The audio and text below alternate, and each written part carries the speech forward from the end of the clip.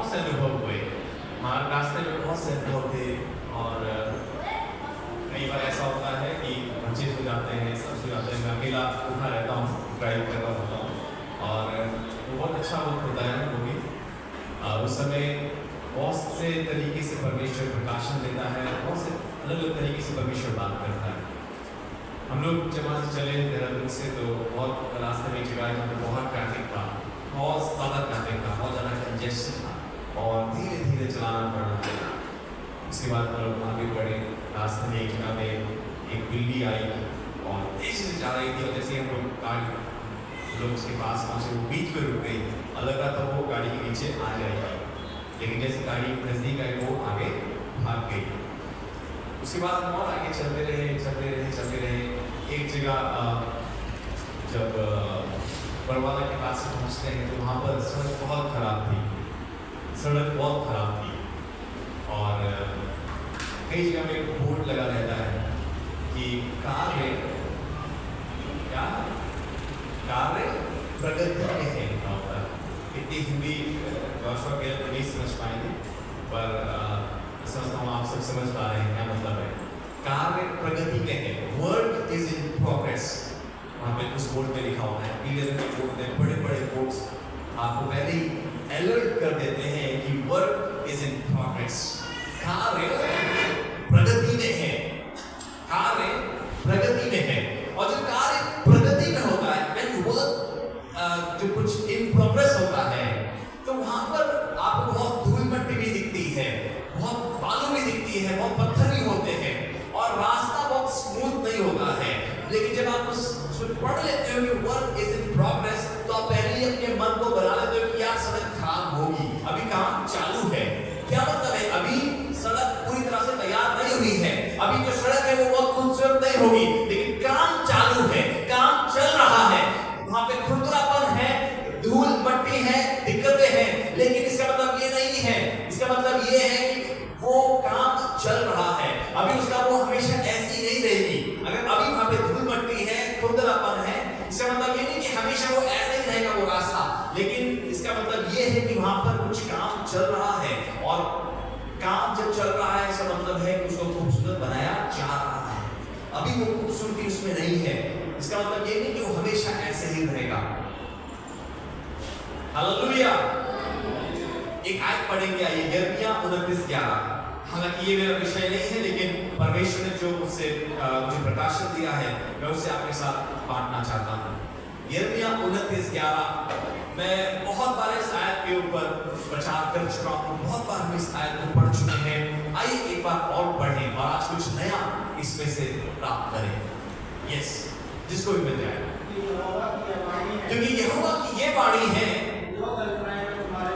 जो कल्पनाएं मैं तुम्हारे विषय करता हूँ उन्हें मैं जानता हूँ। ध्यान दीजिएगा, यहाँ पे लिखा है वो हानि की नहीं वरन कुशली की। बस, थैंक यू।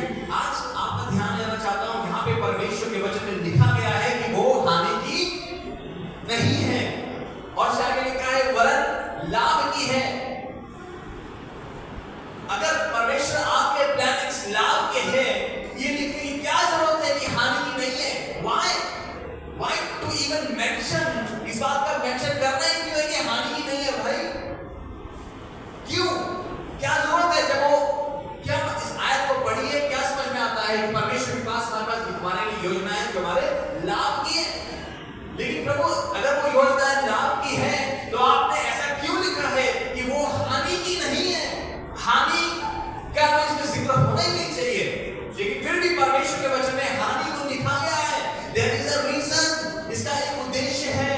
प्रियो, जब हमारे जीवन में परमेश्वर की योजना पूरी हो रही होती है, जब उस योजना में आगे बढ़ रहे होते हैं, कई बार ऐसे माहौल आते हैं, ऐसी परिस्थितियां आती हैं, लगता है ये सब तो मेरी हानि के लिए हो रहा है, लगता है ये सब तो मेरे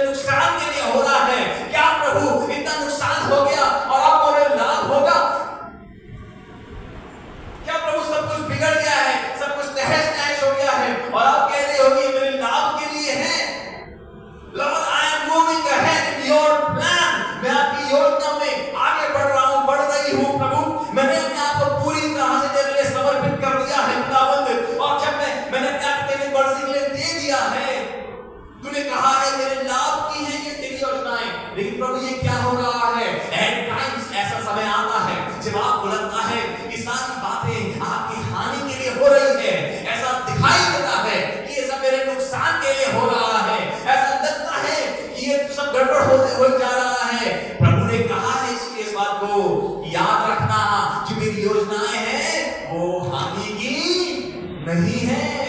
हालांकि वो बैरी आएगा, वो बोलेगा अरे बेटा ये सब तेरे नुकसान के लिए हो रहा है, तेरा सब लॉस हो जा रहा है, नुकसान हो जा रहा है। उस समय याद करना परमेश्वर के वचन में लिखा है तेरी हानि के लिए नहीं है वरन तेरे लाभ के लिए है, वरन तेरे लाभ के लिए है। Hallelujah, hallelujah. जो कार्य चल रहा है आपके जीवन में, इट्स नॉट डन येट, अभी काम पूरा हुआ नहीं है। आपको लग रहा है कि हो गया है, लेकिन अभी पिक्चर अभी बाकी है, अभी काम बचा है। The work is in progress, कार्य प्रगति में है। परमेश्वर आपसे आपको छोड़ नहीं दिया है, परमेश्वर ने आपको डर नहीं कर दिया है, परमेश्वर ने अपने हाथों को आप में से झाड़ नहीं दिया है। But God is at work। जब आपको लग रहा है कि सब कुछ तितर-बितर हो गया है, बहुत खुरदरापन है जिंदगी में, बहुत धूल मट्टी हो रखी है जीवन में, सब कुछ खराब पीड़ा नजर आ रहा है, प्रियो इसके मतलब है परमेश्वर भी आप में कार्य कर रहा है, परमेश्वर आपकी जिंदगी में कार्य कर रहा है। निर्माण कार्य प्रगति में है, कार्य चल रहा है, कार्य चल रहा है, अभी कार्य पूरा नहीं हुआ है। अगर आज आपको खुरदरापन धूल मट्टी दिखाई दे रही है अपने जीवन में, हर कोने में हर जगह खुरदरापन है, धूल है, मट्टी है, प्रभु कार्य कर रहा है और आपकी जिंदगी हमेशा ऐसी नहीं रहने वाली है। हालेलुया। आपकी जिंदगी का सीजन बदलेगा, आपकी जिंदगी का मौसम बदलेगा। आज से कुछ महीनों पहले जब हम पहले उत्तराखंड जा रहे थे, तो रास्ते में एक सड़क है और जब नाहन पार कर लेते हैं वहाँ पे लैंडस्लाइड हो रखा था और हमें आधे रास्ते से वापस मुड़ के आना पड़ा क्योंकि रोड बंद थी। उस समय रोड बंद थी और वहाँ पर भी बोर्ड लगे हुए थे कार्य प्रगति में है, अभी आगे ना जाए, आगे ना जाए, आगे खतरा है, अभी कार्य प्रगति में है। वहाँ पे ये बोर्ड लगे हुए थे और हमें वहाँ से वापस आना पड़ा था। क्या वो आज भी सड़क वैसे ही बंद है? क्या आज भी वहाँ पे धूल मट्टी है? नहीं, आज वहाँ पे बहुत ही अच्छी सड़क बन चुकी है जिसमें जब आप गाड़ी ड्राइव करते हो आपको एक भी झटका नहीं लगता है, वो सड़क खूबसूरत बन चुकी है। हालेलुया। जो मैं बात बताना मांग रहा हूँ प्रियो, आज आपकी जिंदगी में खुरदरापन हो सकता है, आज आपके जीवन में धूल मट्टी आपको दिखाई दे सकते हैं, लेकिन आपको बताना चाहता हूँ the work is in progress। परमेश्वर कार्य कर रहा है, परमेश्वर कार्य कर रहा है। जब डॉक्टर को सर्जरी करता है तो वो कई बार आपकी चमड़ी को काटता है, कई बार आपके जिस्म से खून भी निकलता है, लेकिन इसका मतलब ये नहीं है कि वो आपको नुकसान कर रहा है या आपको बकरे अच्छी तरह हलाल कर रहा है या झटका से काट रहा है। नहीं, वो आपकी सर्जरी कर रहा है, आपको बेहतर बनाना चाह रहा है, आपका इलाज कर रहा है। आज परमेश्वर भी आपके जीवन में कार्य कर रहा है प्रियो। इफ यू थिंक कि बहुत खुरदरापन, बहुत नुकसान, परिस्थितियां सब बिगड़ रही हैं, इस बात को याद रखिएगा that God is at work। परमेश्वर आपके जीवन में कार्य कर रहा है और जिसने वो कार्य शुरू किया है वो विश्वास योग्य है, वो मसीह के दिन तक खुद ही उस कार्य को पूरा करेगा। हालेलुया। आइए इसमें और चलते हैं। संहिता 118 अध्याय और उसकी 24 आयत है।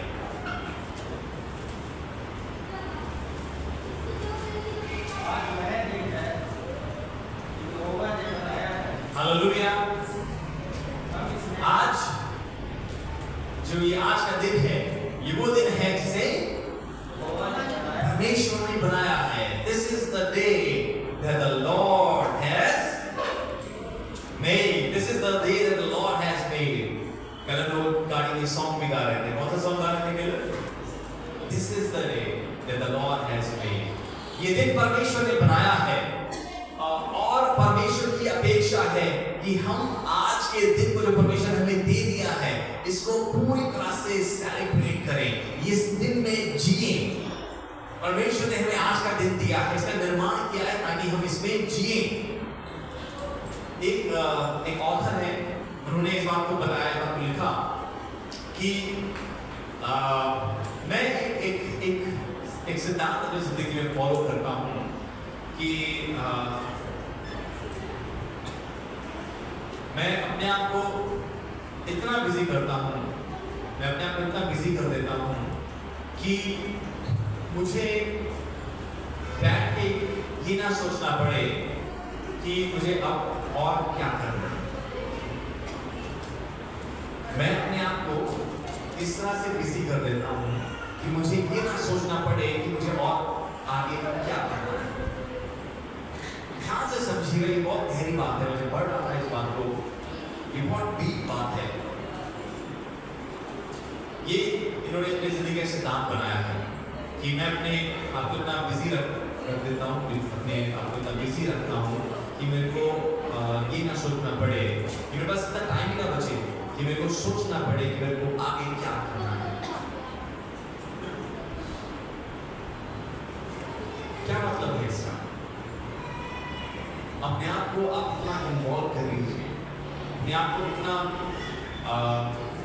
चीजों में ऑक्यूपाई कर लीजिए कि आपके पास ऐसा वक्त ही ना बचे जिसमें आपको सोचना पड़े कि यार कल ये करना है, परसों वो करना है। आज में जीना सीखिए, क्योंकि आज का दिन है जो यहोवा ने बनाया है। This is the day that the Lord has made। ये नहीं लिखा है कि कल का दिन या फिर एक महीने बाद जो दिन आएगा वो परमेश्वर ने आपने बनाया, नहीं। This is the day that the Lord has made। आज का दिन परमेश्वर ने बनाया है।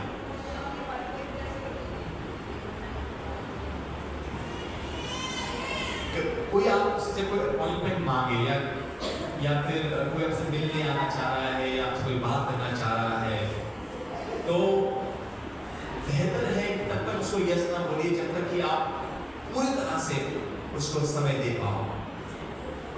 ये वो जो ऑथर है उनका कहना है कि यदि आप किसी को समय देते हो तो तब तक समय मत दो कि जब तक आप पूरा समय उनको दे पाओ।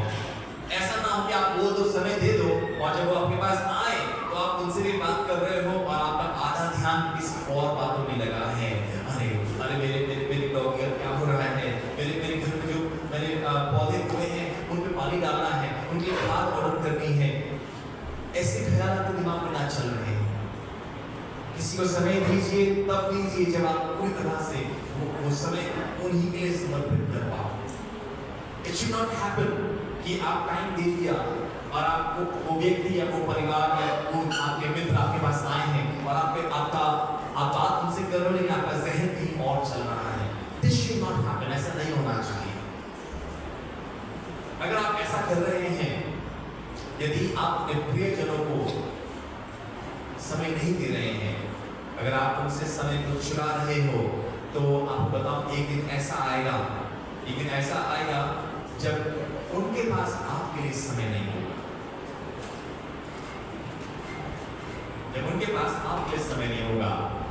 बहुत बार हम अपने परिवार में अपने भाई, अपने बहन, अपने माँ बाप को समय नहीं देते और समय देते भी हैं तो समय किस तरह से देते हैं कि हम उपस्थित आते हैं उनके पास से, लेकिन हमारा दिमाग, हमारे मन कहीं और चल रहा होता है, कहीं और बातों में चल रहा होता है। और इस तरह से आप उनको जो समय देना चाहिए उस समय को चुराते हो।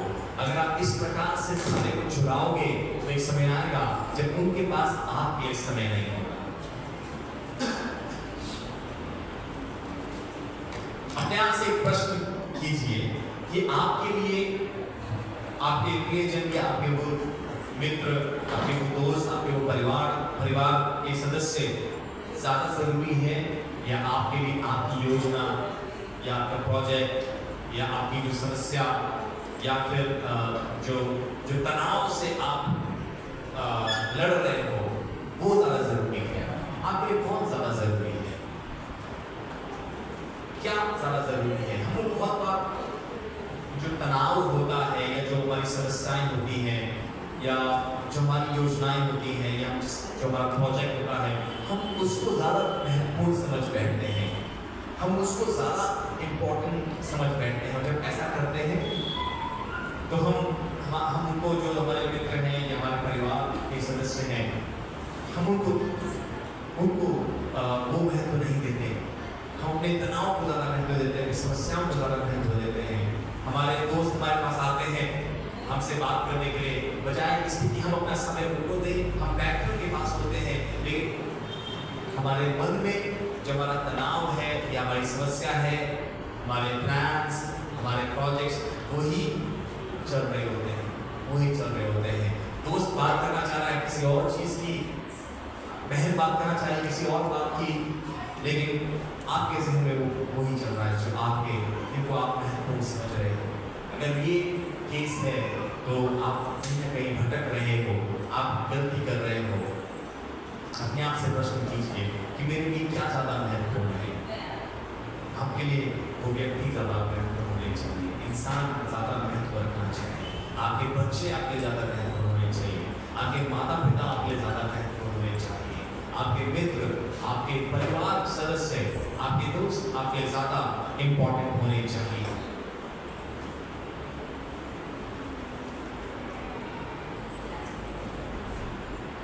इस बात को भी हमें एक ट्रेनिंग चाहिए इसके लिए भी कि हम अपने आप को ट्रेन करें कि जब हम किसी से मिल रहे हैं तो हम उनको फोकस दें, हम पूरा समय उनको दें जिनके साथ हम जिनको वक्त दे रहे हैं, हम पूरी अटेंशन उनको दें जिनके साथ हम हैं। अभी जैसे आप चर्च में हैं, आपका ध्यान कहाँ है? इस समय ध्यान कहाँ चल रहा है? अरे मुझे ये काम भी करना है, अरे मेरे को वो भी करना है, अरे मुझे वहाँ पे बिल भरना है। अगर इस प्रकार से आप कर रहे हो तो आप चर्च से समय को चोरी कर रहे हो।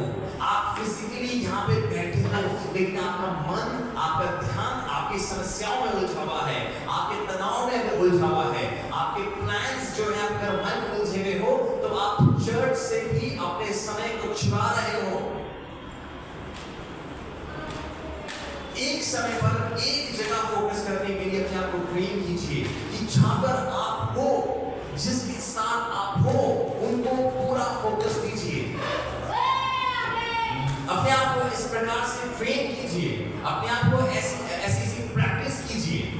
तब तक अपने आप को ये प्रयास कीजिए जब तक कि आपकी आदत ना बन जाए कि जिस व्यक्ति के साथ आप हो, जिस स्थान में आप हो, उन्हें पूरा फोकस दे पाओ।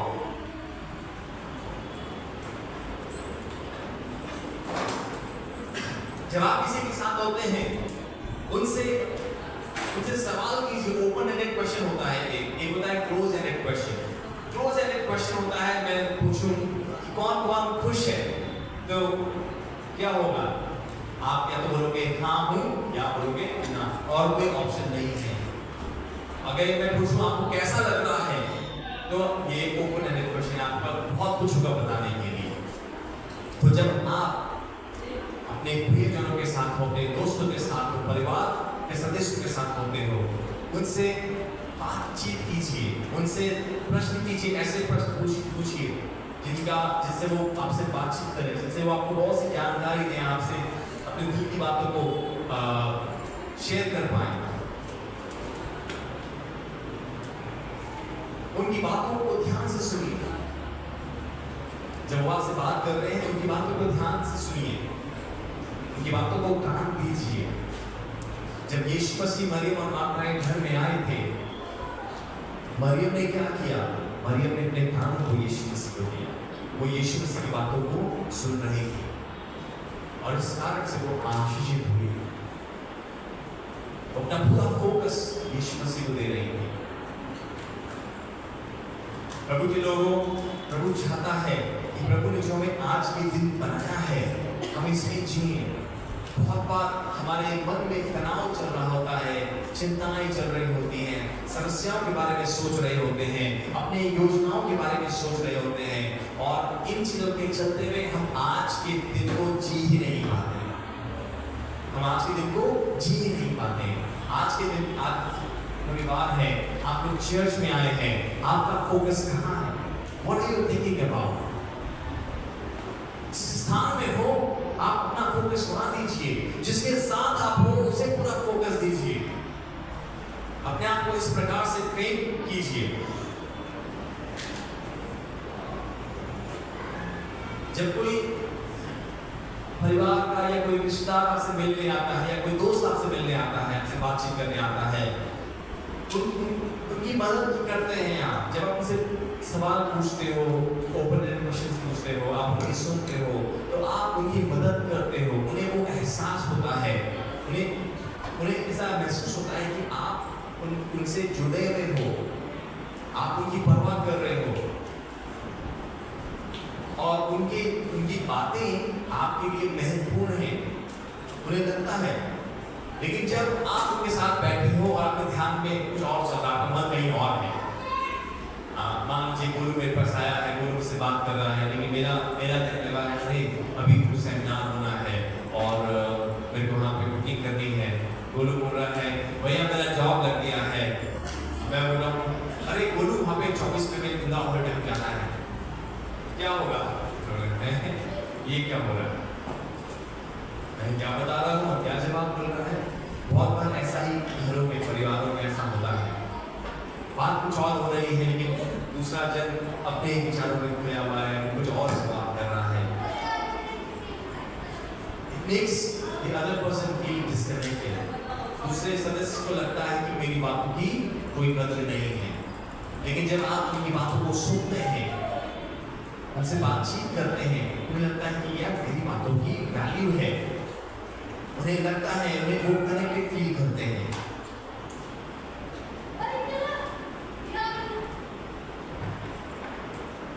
आपके जहन में बहुत बार भविष्य की बातें आ सकती है।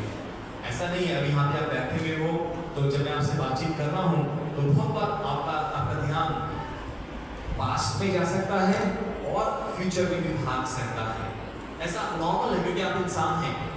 और जब मैं बहुत सी बातें कर रहा हूँ जो आपके पास्ट से ताल्लुक रखती है तो आपका ध्यान पास्ट में दौड़ेगा और बहुत सी बातें आपको आपके भविष्य की तरफ खींचेंगे, आपका ध्यान भागेगा, भटकेगा।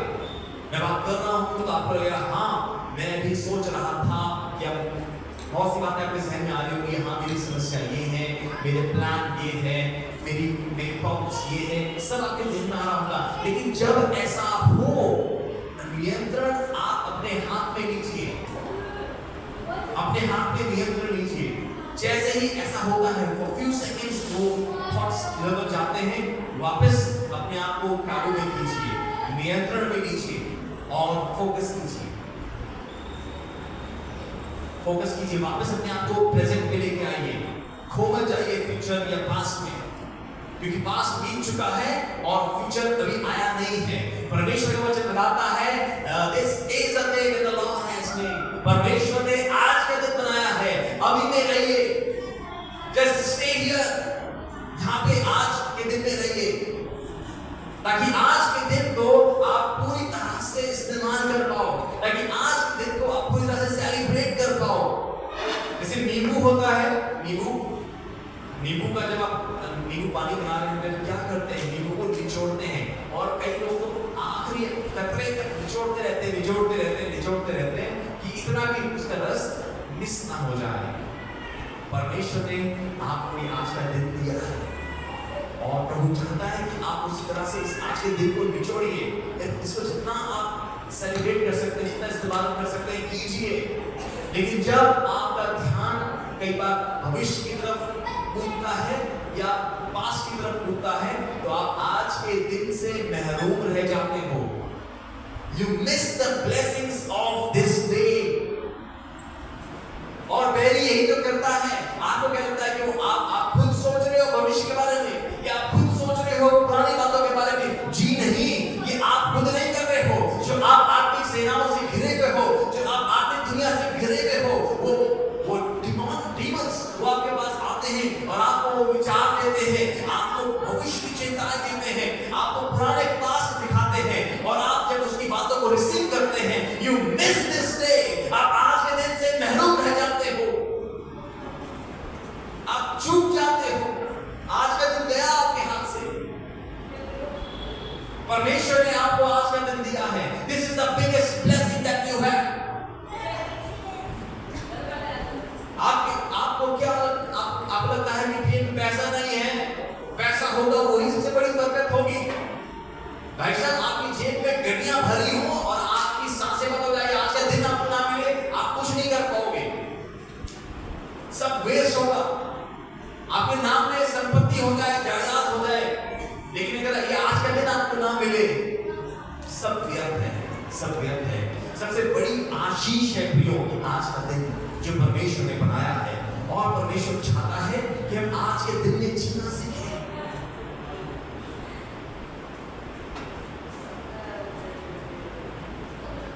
जो विचार जब आप किसी के साथ हो या जब आप किसी स्थान में हो और जब वो विचार आपके पास आते हैं फ्यूचर को लेकर या पास्ट को लेकर, जो आपका तनाव है या आपकी समस्याएं हैं, ये 4 बातें याद रखिएगा।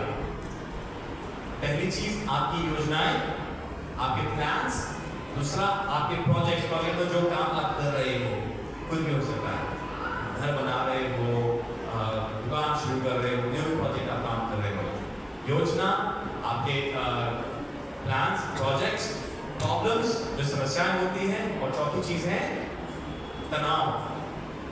ये 4 चीजें आपके पास आएंगी, और जब ये आए आपको अपने आप को ट्रेन करना है। इन बातों से आप बातें टैकल कर सकते हो, और ये तभी आएगी जब कुछ महत्वपूर्ण होने वाला होता है, जब कोई आपके पास मिलने आया है या फिर आपसे कोई बात करने आया है, या कोई आपसे आपका समय लेने के आया है। उस समय यदि आप उन चीजों के ऊपर जिनके साथ आपको उनके पे फोकस ना करके इन 4 बातों पे फोकस करोगे, तो वो बैरी आपकी आशीषों को चुरा लेगा, वो बैरी आपके समय को चुरा लेगा। जो समय आपको अपने अजीजों को देना चाहिए, जो समय आपको अपने चेहरे को देना चाहिए, जो समय आपको अपने दोस्त को देना चाहिए, जो समय आपको अपने माँ बाप को देना चाहिए, जो समय आपको अपने बच्चों को देना चाहिए, वो समय को शैतान चुरा लेगा अगर आप उन 4 बातों को महत्व देंगे। क्या क्या 4 बातें हैं? अपनी योजनाओं को, अपने प्रोजेक्ट्स को, अपने समस्याओं को, अपनी चिंताओं को। अगर आप इन 4 बातों को महत्व दोगे तो बैरी आपके समय को चुरा लेगा। इन 4 बातें जब ख्याल आएंगे आपके पास, इनसे आप बात करके डील कर सकते हो। जो समय आपको अपने बच्चों को देना है, अपने माँ बाप को देना है, आप वो उनको दीजिए, अपना फोकस उनको दीजिए। ये 4 बातें आप बाद में इनसे टैकल कर सकते हो, but for now concentrate, focus कीजिए, ध्यान दीजिए।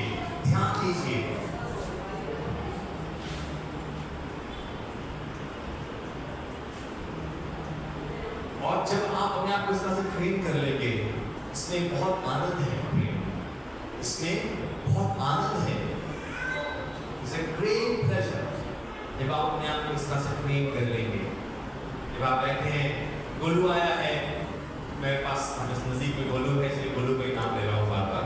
गोलू आया है, ऐसे मिलने आया है, और अगर मैं बैठा हूँ, मेरे पास बहुत समस्याएं हैं, बहुत सी योजनाएं हैं, लेकिन जब गोलू आया मैंने सारी बातों को निकाल दिया और हम बैठे हैं, बात कर रहे हैं, अरे यार बस ऐसा और ऐसा, खूब अच्छे से मिल रहे हैं, बातचीत कर रहे हैं, बार-बार ज़हन में आ रही है विचार, अरे यार ये भी तो करना है, अभी तुम्हारा पैसा नहीं है, बिल भरना है, चिंता का मैच हो रहा नहीं, कोई नहीं, और फिर भी हम लोग एंजॉय कर रहे हैं, मजाक कर रहे हैं, हंस रहे हैं।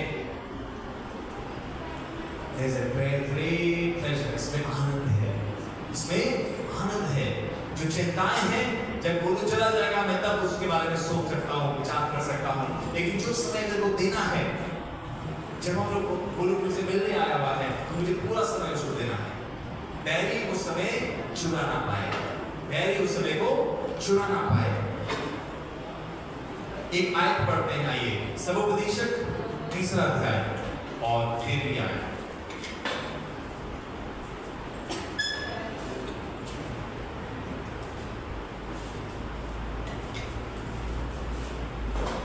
एक विद्वान ने इस प्रकार से लिखा कि मैं जीना चाहता हूं और इस प्रकार से जीना चाहता हूं। मैं हमेशा से जीना चाहता था, और इस प्रकार से जीना चाहता था कि मैं इस चाहत को तब ना पहचानूं जब मौत मेरे नजदीक हो।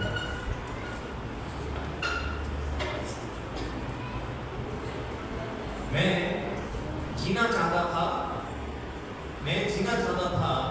और मैं इस बात को तब ना पहचानूं जब मौत मेरे नजदीक थी, और ये पहचानूं कि मैं तो जिया ही नहीं।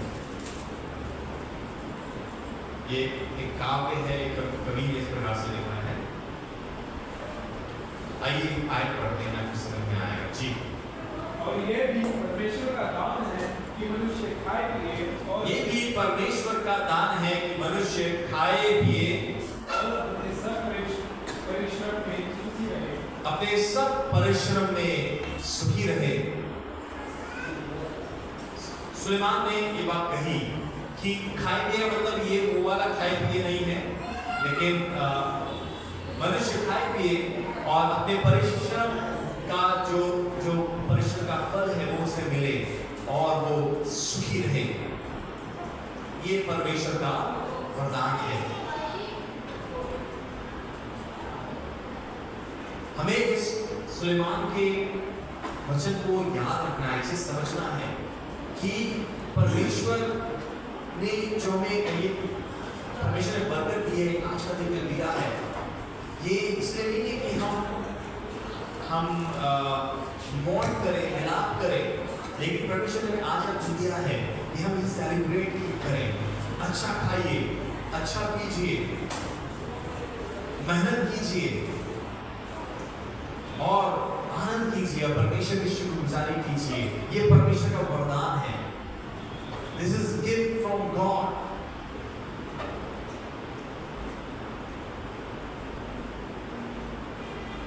अगर आपको कम मेहनत करनी है या आप अपना समय अपने प्रियजनों के साथ व्यतीत कर पाए, कीजिए, अपने समय की कटौती कर लीजिए, कमी में चलेगा, बट जिंदगी को जीना शुरू कीजिए। Because it's all about life. ये लाइफ परमेश्वर ने आपको गिफ्ट दिया है और परमेश्वर चाहता है आप इस गिफ्ट को सेलिब्रेट करें। ये सिर्फ लेबर करने के लिए नहीं है। आज का दिन सिर्फ इसलिए नहीं कि हम बस उसमें सुबह से रात तक मेहनत करते रहें, लेबर करते रहें, दौड़ भाग करते रहें। नहीं, आज के दिन को परमेश्वर चाहता है कि मैं और आप सेलिब्रेट करें। अगर आप इतने ज़्यादा बिजी हो चुके हो या आपका समय नहीं बच रहा, आप टाइम नहीं दे पा रहे हो, तो समय को बचा लीजिए, लेबर कम कर लीजिए और आपको आगे मलाल नहीं होगा, आपको इस चीज़ का रिग्रेट नहीं होगा आगे चलकर। But do it.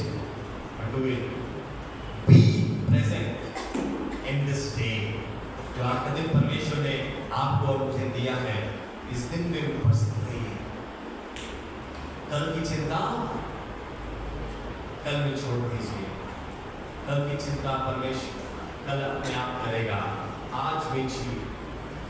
प्रभु यीशु मसीह ने भी बार-बार इस बातों के ऊपर कई बार प्रभु ने इस बात को हमें समझाने की कोशिश करी है। नए नियम में आप जब पढ़ते हैं, यीशु मसीह ने इन बातों को बार-बार समझाने की कोशिश करी है। We should live in today. आज का दिन परमेश्वर ने बनाया है, आज के दिन में जिए। आप तनाव, समस्याएं, आपकी योजनाएं, जानता हूं कि ये बहुत है, लेकिन इंसानों से ज्यादा नहीं, आपके परिवार से ज्यादा नहीं, आपके दोस्तों से ज्यादा नहीं, आपकी कलीसिया से ज्यादा नहीं। आप चर्च में हैं, फोकस कीजिए। आपका तनाव यदि आपको फोकस करने से रोक रहा है, आपकी समस्या यदि आपको फोकस करने से रोक रही है, आपको अपने आप को ट्रेन करने की आवश्यकता है। नियंत्रण अपने हाथों में लीजिए। बहुत से लोग कहते हैं कि वो कितने सालों से चर्च जाती है और फिर भी बंधन में है, फिर भी श्राप में है, फिर भी समस्याओं में है। ऐसा कैसे संभव है? भाई साहब, आप चर्च में हो सकते हो और चर्च में रहते हुए भी शैतान आपकी आंखों में पर्दा लगा सकता है। अगर आप फोकस नहीं करेंगे, ध्यान नहीं देंगे, आप चर्च में बैठोगे, चर्च में परमेश्वर का वचन बोला जा रहा है, लेकिन आपका ध्यान अरे स्कूल में ना उस लड़के ने ऐसा किया था, कल तो मैं उससे ऐसा करूंगा, कल मैं ऐसा करूंगा। ध्यान वहां चल रहा है। क्या हो रहा है? एक वर्चुअल दुनिया में शैतान ने आपको फंसा दिया है, वो आपके समय को चुरा रहा है। Is stealing your time. जो समय आपको चर्च को देना है, जो समय आपको परमेश्वर के वचन को देना है, आप बैठे हो कि परमेश्वर का वचन सुनूं, लेकिन इसके करीब आकर भी आप अनछुए लौट जाओगे अगर आप ध्यान नहीं दोगे। अगर आप ध्यान नहीं दोगे। ऐसे ही कई बार घर में बच्चे आपके पास आए हैं या आज मम्मी पापा के साथ बैठेंगे, बातचीत करेंगे, बच्चे बैठ गए हैं, लेकिन मम्मी पापा या फिर कोई भी पूछ सकता है, आपका ध्यान कहीं और ही चुनौतियों में, समस्याओं में उलझे रहे हो, वही सोच रहे हो। बच्चे आपसे कुछ सुनना चाह रहे हैं, अपनी बातें आपसे बांटना चाह रहे हैं, और यदि आप उनकी बातों पर ध्यान नहीं दे पा रहे हो, प्रियो, बैरी आपकी समय को चुरा देगा। आज आप बच्चों को समय नहीं दे पा रहे हो, शैतान समय को चुरा रहा है, कल को बच्चों के पास आपके लिए समय नहीं होगा। सो अपने आप को ट्रेन कीजिए। This is the day that the Lord has made. 118 फिर से पढ़ें वचन संहिता और हम लोग समाप्त करेंगे। 118 उसकी 24 आयत।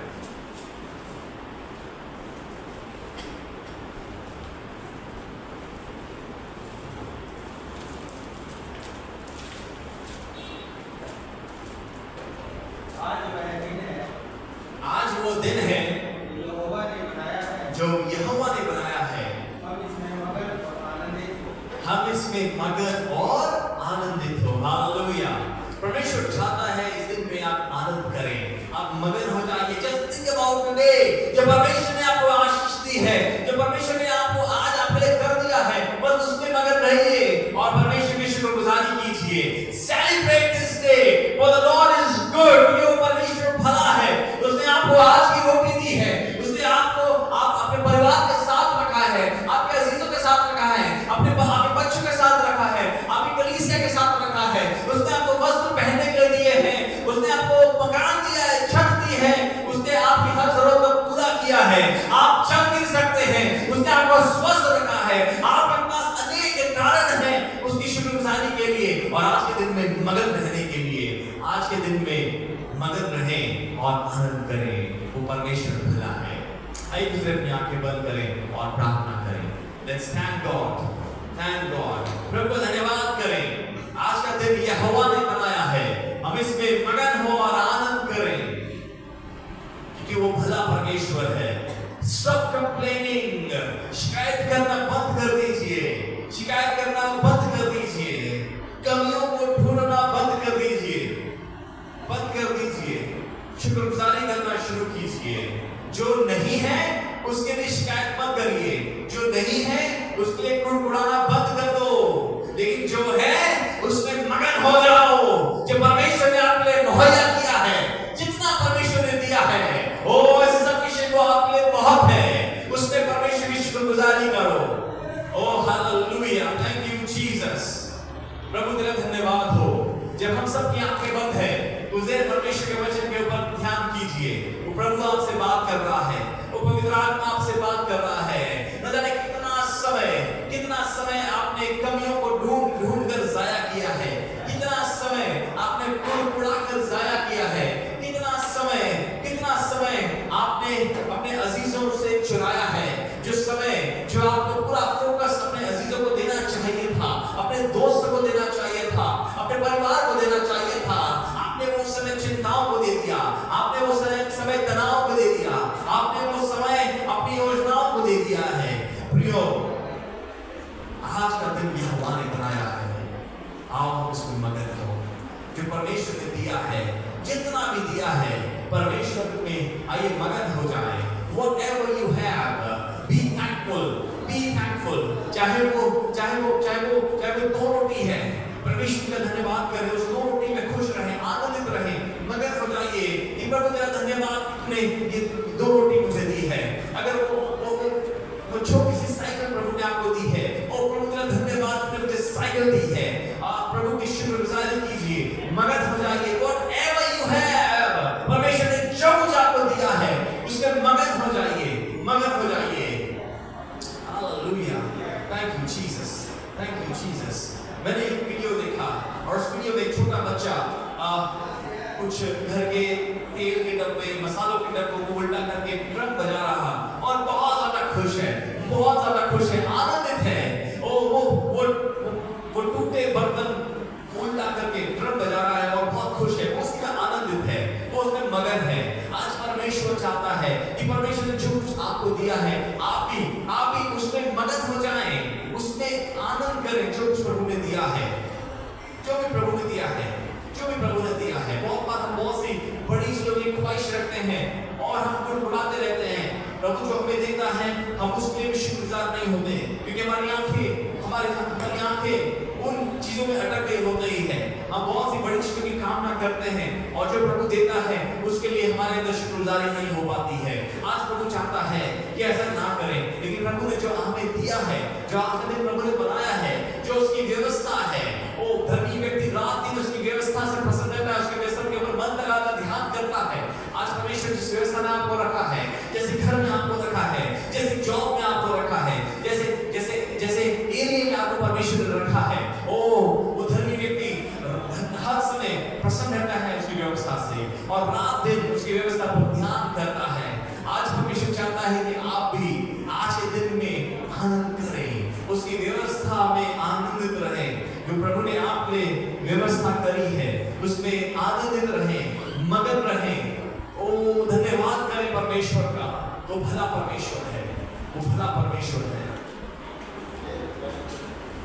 खुदा यीशु मसीह हम आपके चरणों में आते हैं, धन्यवाद करते हैं प्रभु ने हमें सांसें दी है, ये आज का दिन हमें दिया है प्रभु। बहुत सी चीजें शायद हमारे पास नहीं है प्रभु, लेकिन खुदावन हम तेरे शुक्रगुजार हैं, क्योंकि बहुत सी चीजें हैं जो तूने हमें सौंप दी, हमें दे दी है खुदावन। हम तेरा तमाम आशीषों के धन्यवाद करते हैं। बहुत सी चीजें हैं जो हमारे पास नहीं है खुदावन, लेकिन तेरे शुक्रगुजार हैं कि तू हमारे आवश्यकताओं को पूरा करता है।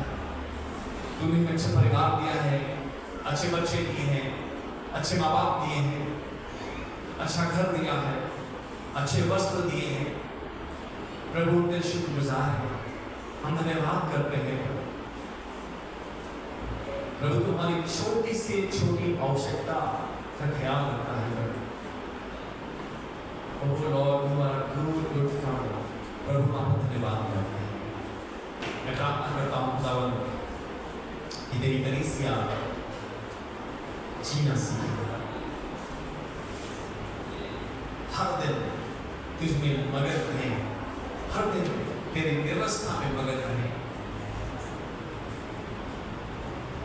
जब खुदावन तू बड़ी कोठी दे तब भी तेरे शुक्रगुजार हैं, जब छोटा सा घर दे तब भी तेरे लिए शुक्रगुजार हैं, जब हम रेंट पे रह रहे हैं प्रभु तब भी हम तेरे लिए शुक्रगुजार हैं, जब नए कपड़े मिले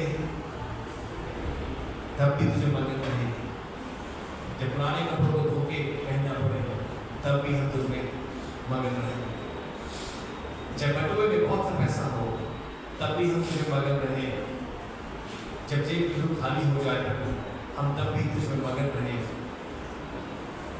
कि मायने ये नहीं रखता प्रभु कि हमारे पास कितना पैसा है, मायने ये रखता है कि तू कैसे हमारी जरूरत पूरी करता है, तू कैसे हमें आज की रोटी देता है। मायने ये नहीं रखता प्रभु कि कितना बड़ा घर है, कितनी बड़ी कोठी है। मायने ये रखता है खुदावन कि तू हमें तसल्ली से रखता है, तू हमें शांति से रखता है। मायने ये नहीं रखता कि कितने बड़े कितने महंगे बर्तन में खाना बन रहा है।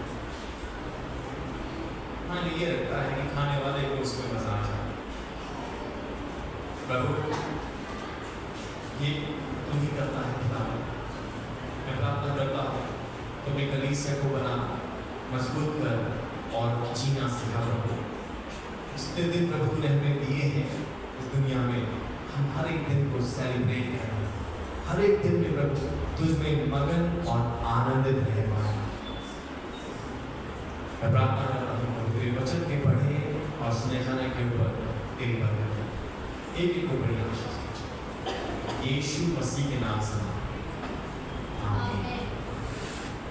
Praise the Lord.